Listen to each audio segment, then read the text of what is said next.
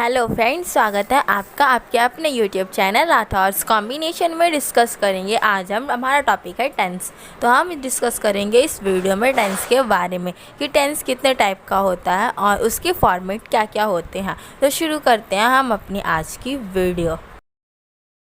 दोस्तों, टेंस जो कि इंग्लिश ग्रामर का एक बेसिक टॉपिक होता है, परंतु सिर्फ टेंस आ जाने से हमें इंग्लिश का पूरा फीचर पता नहीं चलता है। हमें प्रॉपर इंग्लिश जानने के लिए उसकी हर एक टर्म का पता होना ज़रूरी होता है, जैसे मोडाल्स की पूरी नॉलेज होना, प्रपोजिशन आना। परंतु इस वीडियो में हम चर्चा करेंगे टेंस पर। तो टेंस को कैसे डिवाइड किया जाता है और उसका फॉर्मेट कौन कौन सी फीचर्स पर डिपेंड करता है, हम इस वीडियो में आपको टेंस की पूरी नॉलेज देंगे। तो हम स्टार्ट करते हैं कि टेंस को डिवाइड कैसे किया जाता है। टेंस में मेन दो टर्म होती हैं।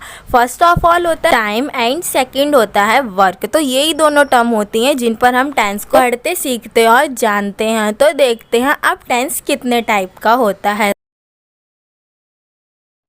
तो दोस्तों, जैसे कि हमने आपको बताया कि टेंस मेन दो फीचर्स पर डिपेंड करता है।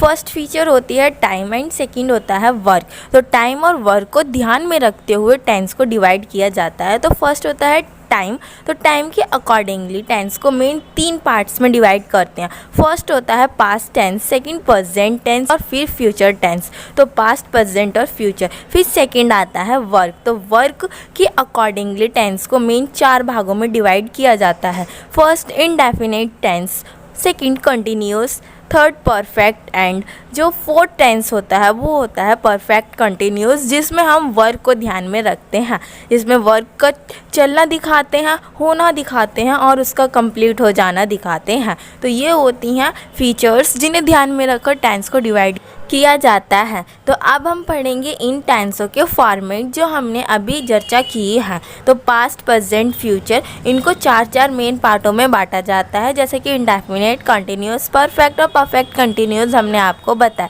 तो इस तरह से हमारे टोटल 12 टेंसेज होते हैं और उन 12 टेंसेज का क्या क्या फॉर्मेट होता है, कैसे सेंटेंस और कैसे उस फॉर्मेट का यूज़ हम किसी सेंटेंस में करते हैं, हम वो सब आपको बताएंगे। तो देखते हैं अपनी आगे की वीडियो। इसके साथ ही जो मेन कॉन्सेप्ट होता है पूरे टेंस में, सिर्फ एक ही चीज़ का रोल होता है, वो होता है वर्ब, जिसे हम वर्क भी कहते हैं। तो वर्ब के सारे फॉर्म्स यानी कि वर्ब के मेन 3 फॉर्म्स होते हैं और हम टेंसेज में उसकी 4th और 5th फॉर्म्स का भी यूज़ करते हैं। तो हमारा फर्स्ट टेंस है प्रेजेंट इंडेफिनिट टेंस, जिसमें हम अपनी आदत, हैबिट्स, रूटीन और वर्क के बारे में बताते हैं। प्रेजेंट इंडेफिनिट टेंस जिसे हम वर्तमान काल भी कहते हैं। वर्तमान काल, प्रेजेंट को हम वर्तमान काल यानी कि जो काल चल रहा होता है उसे प्रेजेंट कहते हैं। अब हम इसमें देखेंगे कि प्रेजेंट इंडेफिनिट का फॉर्मेट क्या होता है। तो प्रेजेंट इंडेफिनिट जो टेंस होता है, प्रेजेंट टेंस का यूज़ हम न्यूज़पेपर्स राइटिंग में भी करते हैं, रिपोर्ट राइटिंग में भी करते हैं और अपनी डेली रूटीन में भी प्रेजेंट इंडेफिनिट टेंस का ही यूज़ करते हैं। तो ये सारी चीज़ें प्रेजेंट टेंस में ही लिखी जाती हैं।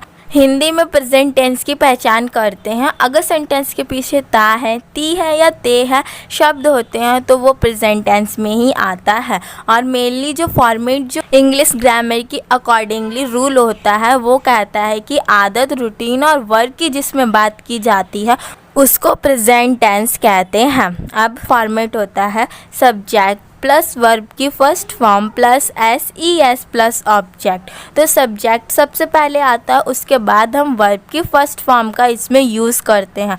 और क्योंकि ये प्रेजेंट इंडेफिनिट का अफर्मेटिव सेंटेंस है तो इसमें वर्ब की यानी कि एक्शन वर्ब की फर्स्ट फॉर्म के साथ हम एस और एस भी लगाते हैं। अब ये था हमारा अफर्मेटिव सेंटेंस का फॉर्मेट। अब हम नेगेटिव और इंट्रोगेटिव सेंटेंस का फॉर्मेट देखेंगे। तो नेगेटिव सेंटेंस का फॉर्मेट होता है subject plus do does plus not plus verb की फर्स्ट फॉर्म प्लस ऑब्जेक्ट।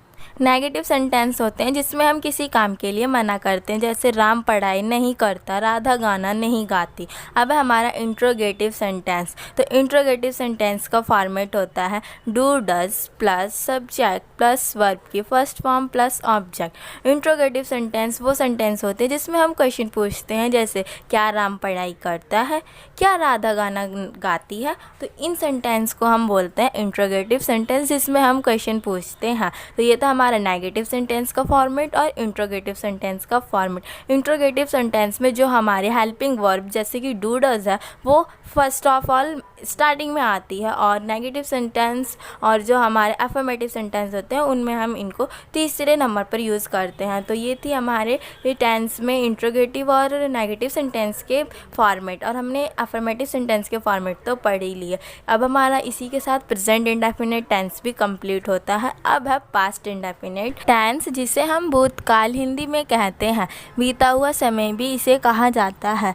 तो पास्ट इंडेफिनिट टेंस की पहचान, हिंदी में इसकी पहचान करने के लिए वाक्य के पीछे यदि था, थी, थे और अधूरे वाक्य होते हैं तो हम उन वाक्यों को पास्ट इंडेफिनिट टेंस के फॉर्मेट के अकॉर्डिंगली ही ट्रांसलेट करते हैं। तो पास्ट इंडेफिनिट की जो पहचान होती है वो होते हैं वाक्य के पीछे था, थी, थे और अधूरे वाक्य। और इसके अफर्मेटिव सेंटेंस का जो फॉर्मेट होता है वो होता है सब्जेक्ट प्लस वर्ब की फर्स्ट फॉर्म प्लस ऑब्जेक्ट। तो पास्ट इंडेफिनिट टेंस में हम अफर्मेटिव सेंटेंस में वर्ब की सेकंड फॉर्म का यूज़ करते हैं, लेकिन जो नेगेटिव और इंट्रोगेटिव सेंटेंस होते हैं उसमें वर्ब की फर्स्ट फॉर्म का ही इस्तेमाल किया जाता है। तो ये था पास्ट टेंस का अफर्मेटिव सेंटेंस का फॉर्मेट। वर्ब की फर्स्ट फॉर्म और सेकंड फॉर्म और थर्ड फॉर्म, तो 3 फॉर्म्स होती हैं।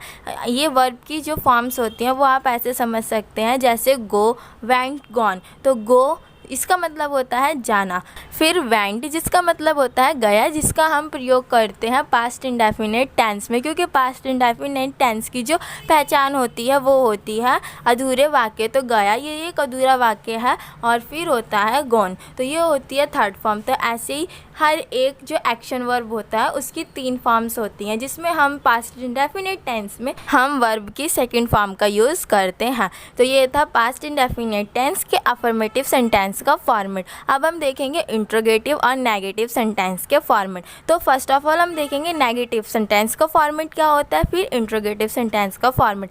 वैसे सेंटेंस जो होते हैं वो कई टाइप्स के होते हैं, लेकिन इस वीडियो में हम 3 टाइप्स के सेंटेंस पर ही चर्चा करेंगे। तो अब हम देखते हैं नेगेटिव और इंट्रोगेटिव सेंटेंस का फॉर्मेट। तो दोस्तों हमारा नेगेटिव सेंटेंस का फॉर्मेट होता है subject plus did plus verb की फर्स्ट फॉर्म प्लस ऑब्जेक्ट। तो नेगेटिव सेंटेंस में हमेशा वर्ब की फर्स्ट फॉर्म आती है, लेकिन आपको पता होगा कि जो अफर्मेटिव सेंटेंस होता है उसमें वर्ब की सेकंड फॉर्म आती है। ऐसा इसलिए होता है क्योंकि डिड खुद ही एक सेकंड फॉर्म होती है। फिर अब हमारा है तीसरा इंट्रोगेटिव सेंटेंस। तो इंट्रोगेटिव सेंटेंस जिसमें हम क्वेश्चन पूछते हैं, तो इसका फॉर्मेट होता है did plus subject plus not plus verb की फर्स्ट फॉर्म प्लस ऑब्जेक्ट। तो ये होता है इंट्रोगेटिव सेंटेंस का फॉर्मेट जिसमें हम क्वेश्चन पूछते हैं। तो हमारा पास्ट टेंस का पूरा जो फॉर्मेट होता है अफर्मेटिव सेंटेंस, नेगेटिव सेंटेंस और इंट्रोगेटिव सेंटेंस, तीनों के फॉर्मेट कंप्लीट होते हैं। तो हमारा पास्ट इंडेफिनिट टेंस भी कंप्लीट होता है। आशा है कि आप लोगों को ये टेंस समझ में आया होगा और इसके फॉर्मेट्स भी आप लोगों को समझ में आए होंगे। अब हम चलते हैं अपने अगले टेंस फ्यूचर इंडेफिनिट टेंस पर। तो फ्यूचर इंडेफिनिट टेंस में भी अफर्मेटिव सेंटेंस, नेगेटिव सेंटेंस और इंट्रोगेटिव सेंटेंस होते हैं। तो उन तीनों के भी अलग अलग फॉर्मेट होते हैं। तो अब देखते हैं फ्यूचर इंडेफिनिट के अफर्मेटिव सेंटेंस का फॉर्मेट। उससे पहले हम जान लेते हैं फ्यूचर टेंस। तो फ्यूचर टेंस को हम भविष्यकाल भी कहते हैं, जिसकी पहचान के लिए, जो हिंदी में पहचान के लिए जिसका प्रयोग किया जाता है, तो सेंटेंस के पीछे गा, गी और गे होता है, तो हम उसे फ्यूचर इंडेफिनिट टेंस में ही लाते हैं। तो ये होती है इसके हिंदी में पहचान की अगर किसी वाक्य के पीछे गा है, गी है या गे है, तो हम उसे भविष्य काल में समझ लेंगे कि हाँ ये भविष्य की बात हो रही है यहाँ पे, यानी कि आने वाले समय की बात की जा रही है। लेकिन हिंदी इसकी जो मेन जो इंग्लिश का जो रूल के अनुसार जो फ्यूचर इंडेफिनिट टेंस की पहचान होती है, उसमें फ्यूचर में बताया जाता है आने वाले समय के बारे में, मीन्स जो काम हम करने वाले हैं उनके बारे में।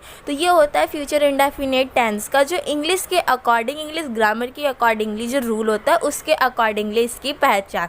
अब हम देखेंगे अफर्मेटिव सेंटेंस का फॉर्मेट। तो अफर्मेटिव सेंटेंस में हम पहले subject plus will, shell plus verb की फर्स्ट फॉर्म प्लस ऑब्जेक्ट का यूज़ करते हैं और अफर्मेटिव सेंटेंस का इंग्लिश ट्रांसलेशन करते हैं। तो subject will, shell plus verb की फर्स्ट फॉर्म, यानी कि फ्यूचर इंडेफिनिट टेंस में वर्ब की फर्स्ट फॉर्म का यूज़ किया जाता है।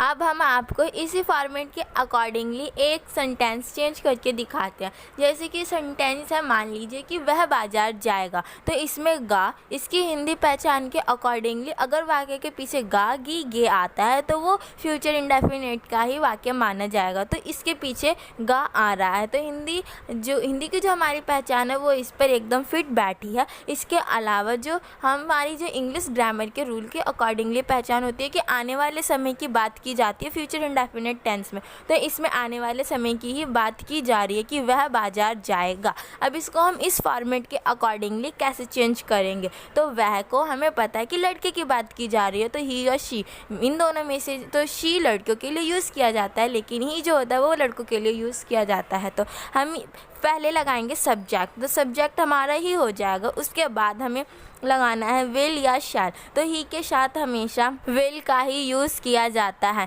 अब एक चीज़ और क्लियर कर लीजिए, विल और शैल, तो ही शी नेम इट के साथ हमेशा विल का यूज़ करते हैं, वहीं आई वी दे यू के साथ हम शैल का यूज़ करते हैं। तो वह बाजार जाएगा इंग्लिश ट्रांसलेशन होगा he will go to market, तो he will go to market ये हमारा इंग्लिश ट्रांसलेशन हो जाएगा अफर्मेटिव सेंटेंस के फॉर्मेट के अनुसार। अब हमारा जो सेकंड है वो है नेगेटिव और फिर थर्ड इंट्रोगेटिव सेंटेंस का फॉर्मेट। तो अब हम देखते हैं नेगेटिव सेंटेंस का और इंट्रोगेटिव सेंटेंस का फॉर्मेट।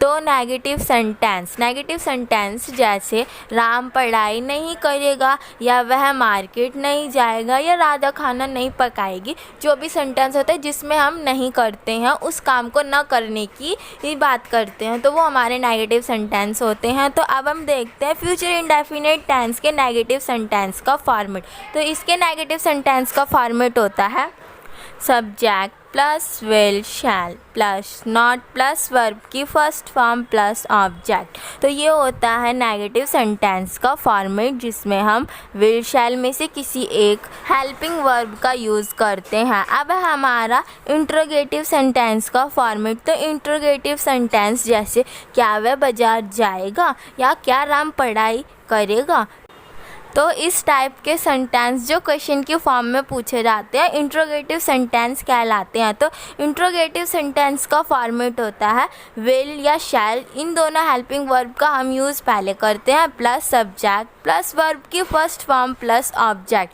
तो ये होता है इंट्रोगेटिव सेंटेंस का फॉर्मेट। इसी के साथ हमारा फ्यूचर इंडेफिनिट टेंस भी कंप्लीट होता है। आशा आप लोगों को ये टेंस समझ में आया होगा। आगे की जो टेंस है वो हम आपको पार्ट 2 वीडियो में समझाएंगे। तो आप हमारी वीडियो को लाइक करें, शेयर करें और सब्सक्राइब करें, साथ ही बेल आइकॉन के बटन को प्रेस करें ताकि आपको हमारी आने वाली वीडियो मिल सके सबसे पहले। Thank you friends.